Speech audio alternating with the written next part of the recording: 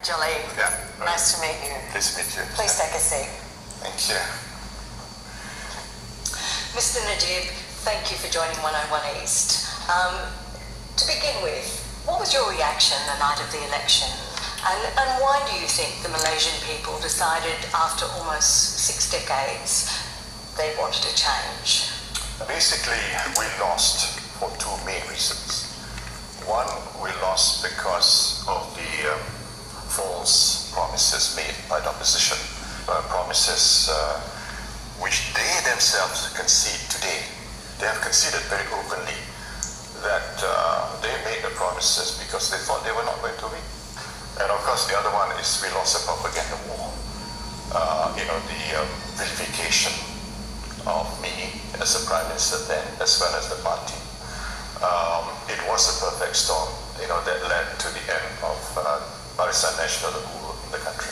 But let's go to some of those propaganda claims that were made, that you say were propaganda claims. I mean, what do you say to those who accuse your government of having been a kleptocracy, of having been involved in one of the biggest heists the world has ever seen, the alleged misappropriation of $4.5 billion from the country's sovereign wealth fund, 1MDB? Well, first of all, it's not true that our government was a kleptocratic government, because the main point was that I returned more than $620 million back. They kept on accusing me of receiving a huge sum of money, but they forgot to mention that the bulk of the money was returned 4 months after the general election.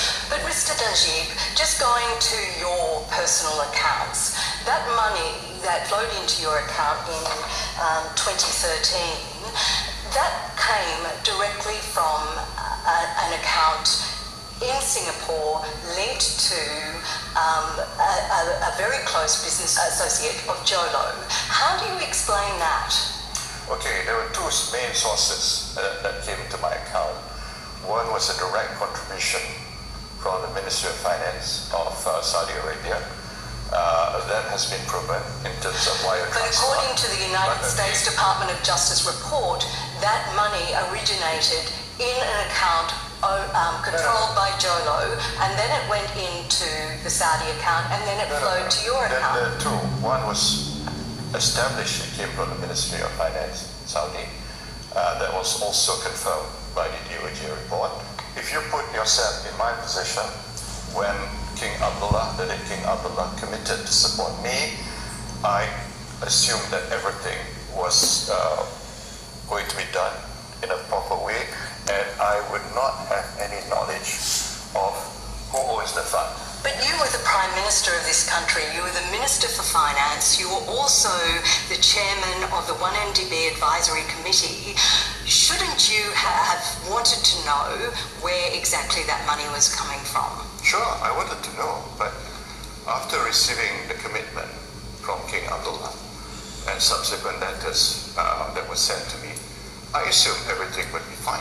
Just on that matter, you have presented a letter from the Saudi prince gifting you the money, but there are serious questions about the authenticity of that letter. How do you account for the fact that the letter from that Saudi prince uses exactly the same phrases as a letter written by a very close Malaysian business associate of Jolo, gifting him millions of dollars worth of art? For example, the Saudi prince writes, "The gift should not in any event be construed as an act of corruption.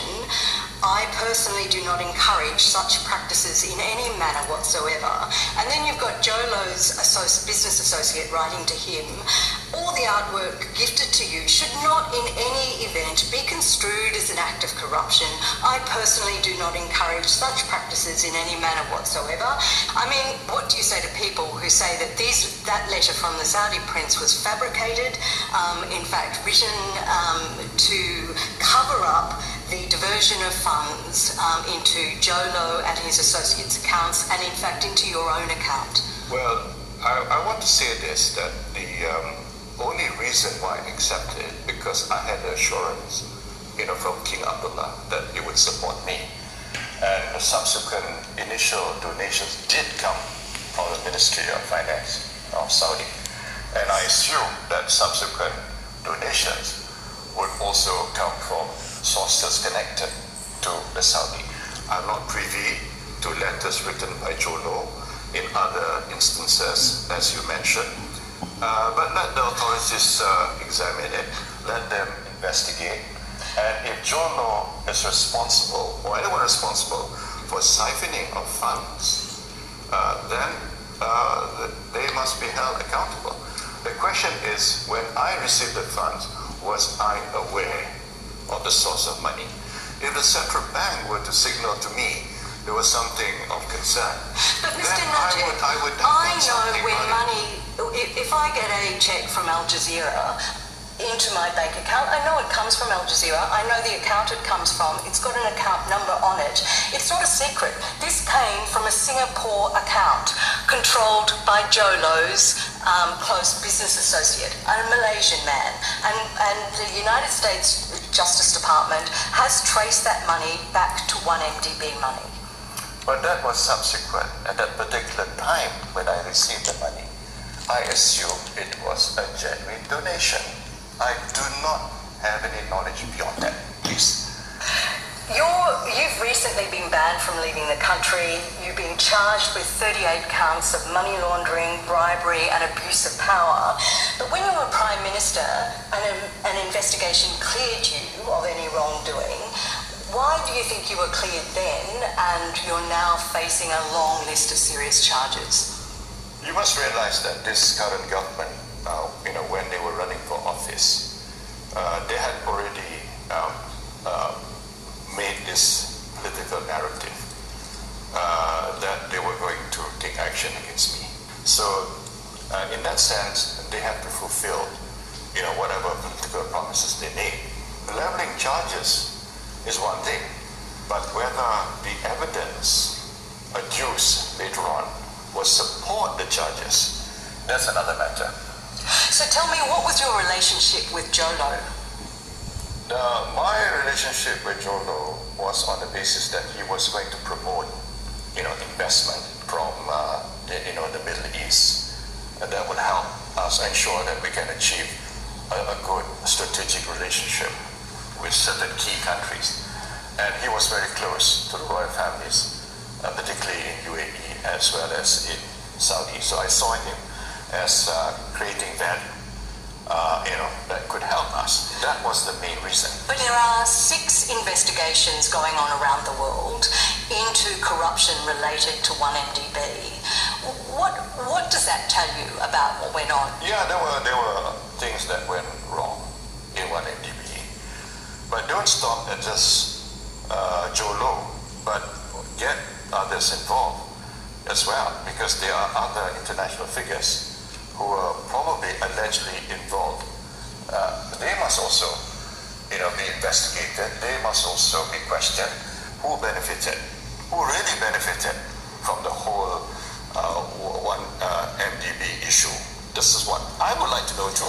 Well, some people would say that you benefited. For example, that money, the $620 million that you returned back into the account of Jolo's close business associate in Singapore, $27 million worth of that was used to purchase a 22-carat pink diamond pendant for your wife. What do you say in response to that? As far as I'm concerned, there was a gift made by Sheikh Mansour. And for an international audience, could you please explain who Shah Mansour is? Sheikh Mansour is the brother of the Crown Prince, Sheikh Mohammed bin Zayed. They call him MBZ. And we know that Jolo was a close associate of Sheikh Mansour and the others in UAE. But this was a gift from Jolo and the... Let me just finish that, please. There was a gift given by Sheikh Mansour, but subsequently my wife did not receive it. So there's a matter of dispute. What's happened to the big diamond? But let the authorities, investigate. But the Department of Justice, the United States Department of Justice, traces that money to the purchase of that pink diamond pendant, and they have conversations between the jeweler, your wife, Jolo, clearly giving evidence that he bought your wife a $27 million pink diamond with 1MD money. No, as far as I'm concerned, when it was presented initially to me, it was presented as a gift from Sheh Mansour, okay? If I knew it was coming from 1MD money, I wouldn't accept it at all. But Mr. Najib, who would know where it came from? Who paid for it? You know, we wouldn't know. given that your annual official income is less than $70,000 a year, were you not concerned that this was going to look really bad? There's a culture in the Middle East that expensive presents are given. But $27 million. Nobody knew the value. We didn't know the value of the money, okay, or the present. And I can tell you. But your wife did know the value of it because she'd been with Jolo to the jeweler and looked at this, tried it on. There's records of all of this. How do you account for the fact that she didn't know, or you didn't know, the value of this pink diamond? I really didn't know the value of the pink diamond. I mean, there could be some degree of estimation of the value. But mind you, as head of government, we have received expensive presents from other monarchs in the region. And that is their culture. And that culture is still going on. And I do know that, in other countries, of course, there is a regulation that you have to declare presents. But in Malaysia, there is no regulation. Well, I understand that there is. If a politician in this country receives a gift worth more than $120 US, then they have to declare it. No. That's according to the Malaysian Anti-Corruption Commission. There is no law relating to gifts from dignitaries from other countries. Because I do know that my predecessors also received expensive presents. But there is no regulation for it to be declared or handed over to the government. Let's go to another member of your family, your stepson, who is a close friend of Jolo. Around 2012, more than $200 million from 1MDB funds, allegedly, was transferred into his Singapore account. He went on to purchase a $35 million condominium in New York, a $17.5 million house in Beverly Hills, and a $41.8 million London townhouse, and fund a Hollywood blockbuster, Wolf of Wall Street. What did you make of his newfound wealth, given that he'd only had a couple of jobs in banks? He'd never produced a film previously. He had no experience in that world. What did you make of his newfound wealth? He's always been a movie buff, even though let me just finish it, please. He's always been a movie buff, and his ambition was really to go to the movies. So when it happened that, when we visited Abu Dhabi, MBZ, Mohammed bin Zayed, told him in my presence that we are going to invest in your movies. Okay? So we assume that whatever investment is going to come from Abu Dhabi. So as far as I'm concerned, it was a commercial arrangement. Yes, but I mean, he's bought how many, like almost $100 million worth of property around the world. That's not funding a movie, that's funding a lifestyle. Where did he get that money from? The United States Department of Justice alleges that that money came directly from 1MDB. Well, everybody assumed that the money was coming from the UAE side. Again, when you are being presented with that sort of offer, you cannot look beyond it because you wouldn't know. You just assume that the money's come from the people who want to invest. But isn't it important as the Prime Minister of this country to know where the money comes from so that you know that you're not going to eventually be compromised? Sure. So why didn't, it seems to me that you're constantly saying you don't know where the money came from, but yet at the same time, 1MDB was going into massive debt. No, as far as I'm concerned, I really didn't know it was 1MDB's money, because Muhammad bin Zayed, the crown prince, said, we are going to invest in your stepson's movie. So do you now acknowledge that it must have been 1MDB money, given that the US Department of Justice has moved to seize your stepson's properties, and he's also made a settlement of $60 million? Do you now accept that he was the beneficiary of 1MDB money? As far as I'm concerned, it was civil settlement, and there's no admission of guilt. That is the position, because if you think that it was settled because it's 1MDB, it presumes that he had knowledge of the money coming 1MDB. He had no knowledge. And I know for sure that if he had knowledge, he wouldn't have accepted it.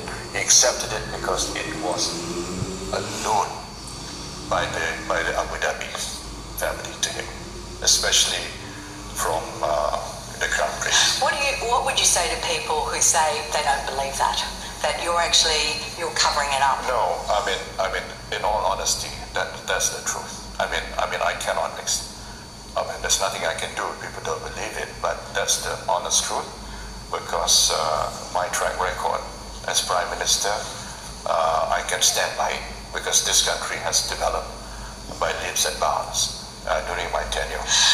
Just going back to when the police raided...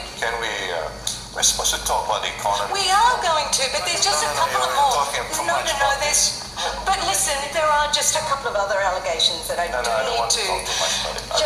Well, I tell you, I do want to ask you about your decision. You have recently called for the reinvestigation of several high-profile murders to be reinvestigated. That people say that you're... Right. You can ask me that you're linked... I know you're very fond of this subject. Yes. Well, you've recently called for the reinvestigation of several high-profile murders that many say you are linked to. The murder of Alton Tuya Sharibu in 2006, Hussein Najadi in 2013, and Kevin Moraes in 2015. Why didn't you reopen those cases when you were Prime Minister? Put it this way, it went through the courts. In the case of Alton Tuya, went through the court at the highest level, the federal court. So I have been cleared entirely by this legal process. And if you ask the then Chief Police of Malaysia, he will testify, he will verify that I had no involvement whatsoever. I was deported from Malaysia in June 2015 while filming a story about the murder of Alton Tuya Sharibu. Why did you have me deported from this country? We deported you. You're a nuisance.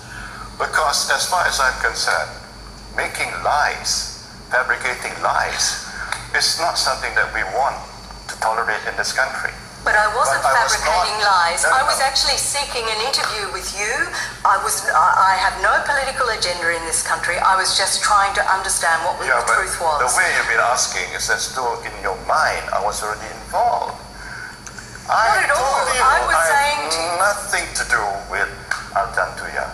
Nothing. So just because I was filming a story about Alton Tuya's murder in this country, that was the reason. That was decided by the authorities. They don't want things to be stirred up in this country. I leave it to them. We understand that directive came directly from the Prime Minister's office, your office. I am not party to the decision, but as far as I'm concerned, I am totally innocent of the Alton Tuya case. Absolutely.